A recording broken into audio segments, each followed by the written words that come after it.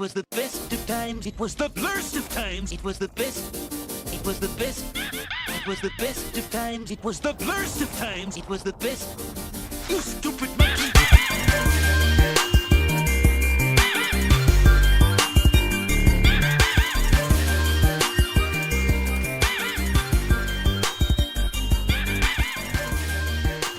Call of Duty has always offered fast, explosive action, the likes of which makes Michael Bay quiver in his gasoline-filled boots. An 18-wheeler spins out of control, and it's all like, brush! In this huge tanker full of diamonds, craw, craw! Those aren't ideas, those are special effects! I don't understand the difference.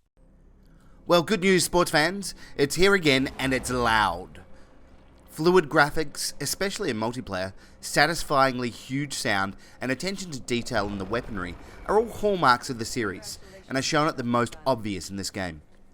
Infinity Ward have always set themselves a high benchmark, and once again meet that demanding standard.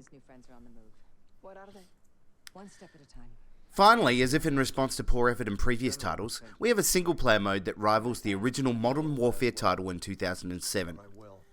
It's an exciting return for the series, with a deep and engaging story which is more than the tutorial missions that we've seen in previous titles and rival series. Unlike COD WW2 release, this feels much more appropriate for the style of the franchise. It takes the best aspects of the first two Modern Warfare games and melds them together into something compelling. You'll follow a series of characters around a twisting plot, and while it's not particularly surprising or original as far as storytelling goes, the attention to detail and the effort made to create this mode make COD Modern Warfare a much more complete game and well worth the price of admission. It's not all sunshine and rainbows. There are some story missions where you'll need to rely on stealth with no access to guns, which is completely maddening. It's like going to an ice cream parlour where you're only allowed to eat the cones. What's the point? COD can be smart and detailed, but it absolutely must be action-packed. I can't think of any FPS title where I've thought to myself, what this game needs is more stealth missions. The on-rails aspect of the story mode is more than a little tired. It's nothing we haven't seen before in the COD series, although there are some occasions that smell like they could have been a 30-second skippable cutscene. There are other story missions which feel like more trial and error than a test of your skills. Baddies jump out of places they logically can't be, like a terrorist Michael Myers hiding from Jamie Lee Curtis in an impossibly small cupboard.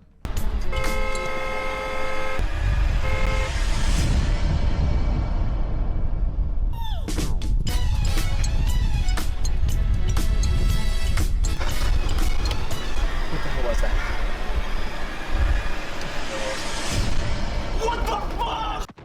The single player mode is a strong recommend to get you into the spirit of the game. It offers a solid standalone experience which is easy to enjoy. And while a fully fleshed out single player storyline is a welcome addition, let's talk about the real reason we're all here: multiplayer. Where the single player mode is mostly well paced and interspersed with detailed and provocative storylines, the online multiplayer is lightning fast and reactionary. The experience of logging in for the first time is like jumping headfirst into an ice bath. It's a real shock to the system, especially if you haven't played COD for a while.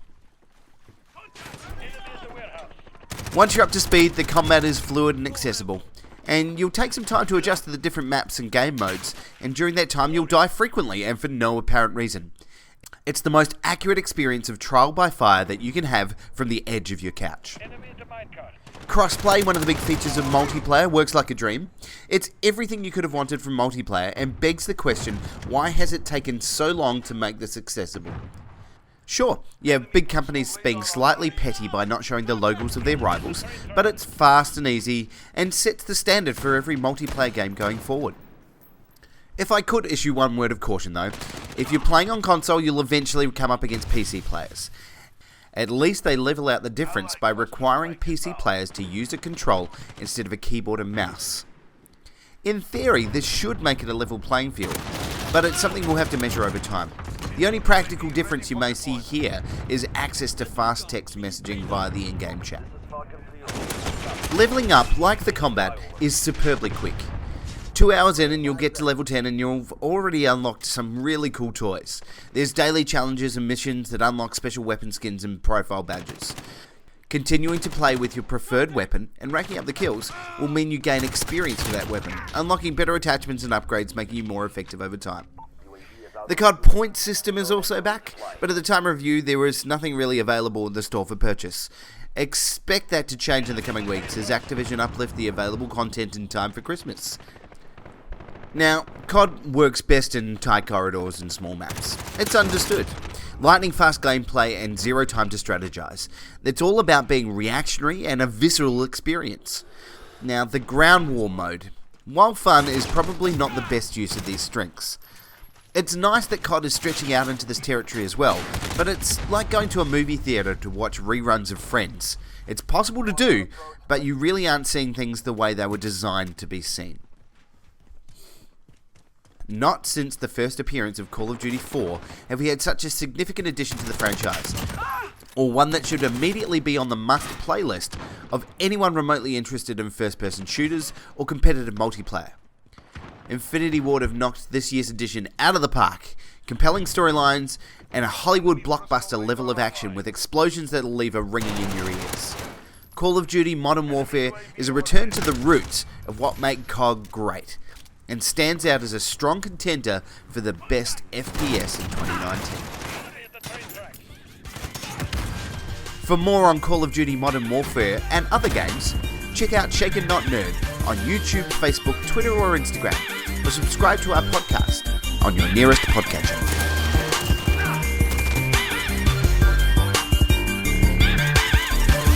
You're unflattered.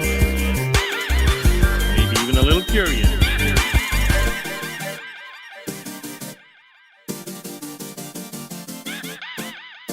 I wouldn't even hand me a